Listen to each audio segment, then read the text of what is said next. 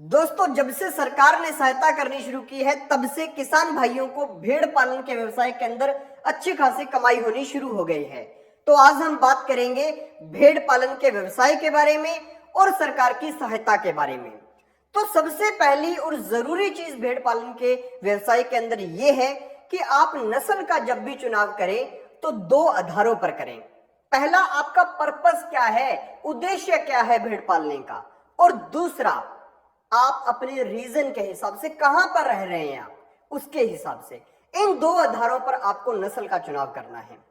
अगर आप लोग एग्जाम्पल के तौर पे बता रहा हूं, हरियाणा में रहते हैं, पंजाब में रहते हैं, राजस्थान में रहते हैं, गुजरात में रहते हैं, मध्य प्रदेश में रहते हैं या फिर पश्चिमी उत्तर प्रदेश में रहते हैं, तो आप लोगों को चाहिए कि आप लोग मुंजाल नस्ल की भेड़ पालें, आप नाली नस्ल की पालें, मेवारी नस्ल की पालें, हिसार डेल पालें। अगर आप लोग पहाड़ी इलाके में रहते हैं, जैसे जम्मू कश्मीर में रहते हैं, वो ठंडा और पहाड़ी इलाका है, तो वहां पर गद्दी नस्ल की भेड़ें पाली जाती हैं।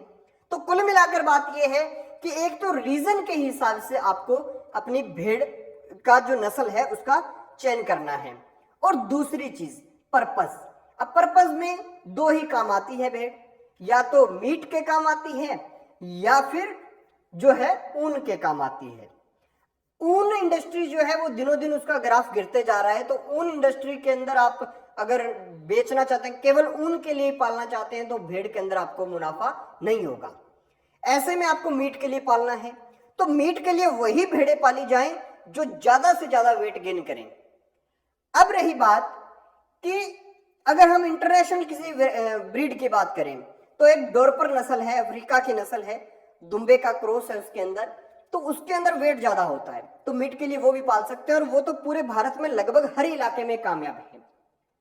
अब रही बात कि पालने का तरीका क्या होता है, नया नया आदमी लगा रहा है तो क्या करे, तो आप लोगों को बता दूं, 20 भेड़ें और एक मिंडा, यानी कि 20 फीमेल एक मेल, इस तरह से एक यूनिट बनती है भेड़ पालन के अंदर।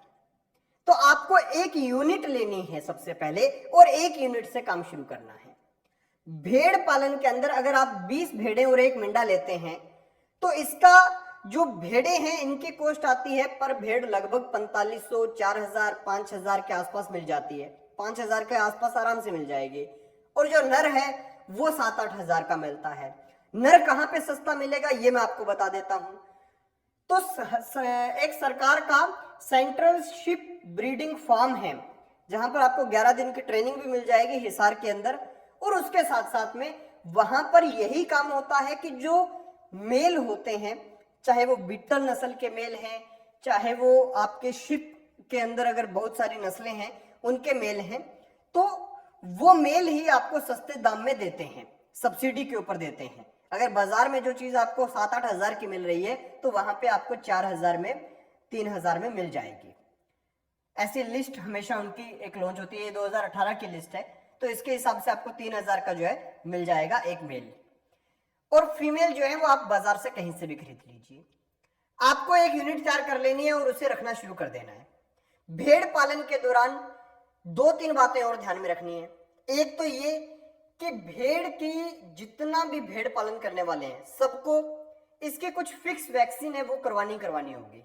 एक है एफएमडी, एक है सिप पॉक्स, एक है ईटीवी, एक है पीपीआर। ये टाइम टू टाइम आपको वैक्सीन करवानी है। ईटीवी जब भी लगवाएं तो 14 दिन बाद उसकी बूस्टर डोज जरूर लगवाएं। पीपीआर 3 साल में एक बार लगेगी। एफएमडी और शिप पॉक्स साल में एक बार लगेगा। तो ये वैक्सीन करवाते रहिए। और दूसरा, आप लोग जब भी जो ये भेड़ होती है इसका ऊन उतारते हैं, साल में 2 बार उतरता है, मार्च और अप्रैल के अंदर और सितंबर और अक्टूबर के अंदर। एक बात का और ध्यान रहे कि जब भी आप भेड़ पालन का काम करें तो सबसे बड़ी समस्या आपके सामने ये आएगी, ऊन बेचें कहां पर। तो ऊन बेचने के लिए आप लोग सरकारी एजेंसी से कॉन्ट्रैक्ट कीजिए। हिसार के अंदर जो सेंट्रल शिप ब्रीडिंग फॉर्म है वहीं पे इनकी एक यूनिट लगी हुई है, वूल ग्रेडिंग यूनिट।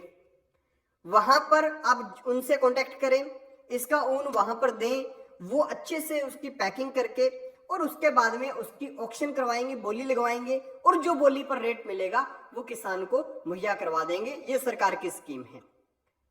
तो सरकार इसमें आपकी सहायता कर रही है। और सबसे बड़ी बात यह है कि जब भी आप भेड़ पालन का काम करते हैं तो एक बात का और ध्यान रहे कि कोई भी भेड़ पाल लें, कोई भी बकरी पाल लें, इसको 6 से 7 घंटे दिन के अंदर आपको चराना होगा, खुले में घुमाना होगा। बहुत से लोग फार्म बना लेते हैं, उसी के अंदर भेड़ बकरियों को रखते हैं, बीमार हो जाते हैं, मर जाते हैं, कोई ग्रोथ नहीं हो पाती और फिर फार्म में घाटा लग जाता है। उसका सबसे बड़ा रीजन ये है कि भेड़ हो बकरी हो, इनको 6 से 7 घंटे चरना होता है और खुले में चरना होता है, वॉकिंग करते हुए चरना होता है। तो इस बात को जरूर ध्यान रखें जब भी भेड़ पालें। बकरी और भेड़ में फर्क क्या है? तो फर्क ये है कि भेड़ जो है वो आपसे ज्यादा मकान नहीं मांगती, भेड़ आपस में लड़ती कम है, भेड़ जो है इसके अंदर अबॉर्शन की दिक्कत बहुत कम आती है। और बकरी के अंदर क्या है, ठंड में बकरी मर जाती है, बरसात ज्यादा हो जाए तो बीमारियां आ जाती हैं।